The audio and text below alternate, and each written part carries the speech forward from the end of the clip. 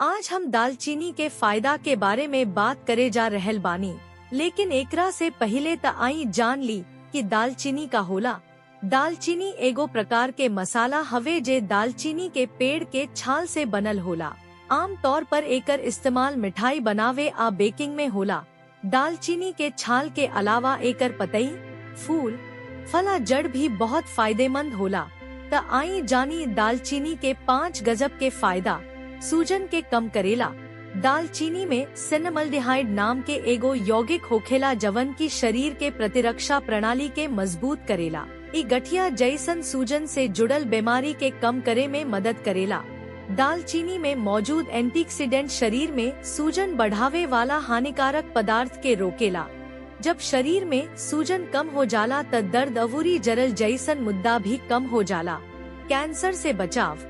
दालचीनी में कई प्रकार के पॉलीफेनोल अवूरी एंटीऑक्सीडेंट पावल जाला। ये एंटीऑक्सीडेंट अवूरी पॉलीफेनोल शरीर में मौजूद फ्री रेडिकल्स के खत्म कर देवेला, जवन की कैंसर पैदा कर सकता। एकरा अलावे दालचीनी कैंसर के कोशिका के बने से भी रोकेला। एक खास तौर पर पेट, स्तन अवूरी लिवर के कैंसर के रोके में मददगार हो सकता। संक्रमण से बचाव करेला। दालचीनी में मौजूद यूजनॉल नाम के यौगिक बैक्टीरिया अवूरी फंगल संक्रमण के बने से रोकेला। ई शरीर में घाव के जल्दी ठीक करे में मदद करेला। अवूरी त्वचा के स्वस्थ राखेला। दालचीनी खांसी, सर्दी अवूरी गला के संक्रमण के ठीक करे में भी मदद करेला। इतने ना, पाचन तंत्र में मौजूद हानिकारक बैक्टीरिया के खत्म करे में भी मददगार होखेला। दालचीनी खइला से मसूड़ा के संक्रमण अवूरी दांत के सड़ला से भी बचाव हो सकता। ऑक्सीडेटिव स्ट्रेस से बचाव। दालचीनी में बहुत सारा एंटीऑक्सीडेंट होखेला, जवन की शरीर के ऑक्सीडेटिव तनाव से बचावे में मदद करेला। इ त्वचा के झुर्री से बचावेला। अवूरी बुढ़ापा के प्रक्रिया के भी धीमा कर देवेला।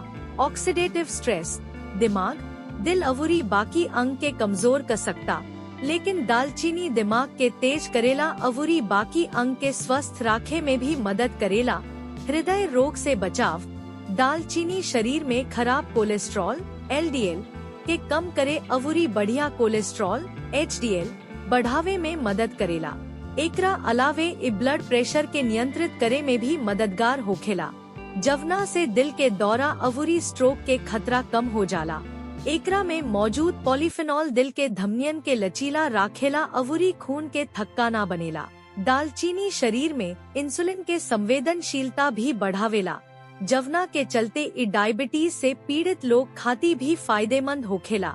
आप कैप्सूल, अर्क चाहे दालचीनी के चाय के रूप में दालचीनी के अपना आहार में शामिल कर सकतानी, लेकिन दालचीनी के सेवन से पहले डॉक्टर से सलाह जरूर ली, काहे कि एकर कुछ दुष्प्रभाव भी हो सकता, जैसे कि कम BP अवूरी एलर्जी। अगर रवा सभे के वीडियो पसंद आयल त जरूर दालचीनी के अपना खान पान में जोड़ दी। हमनी के वीडियो के लाइक, शेयर आ सब्सक्राइब करे के मत भूली।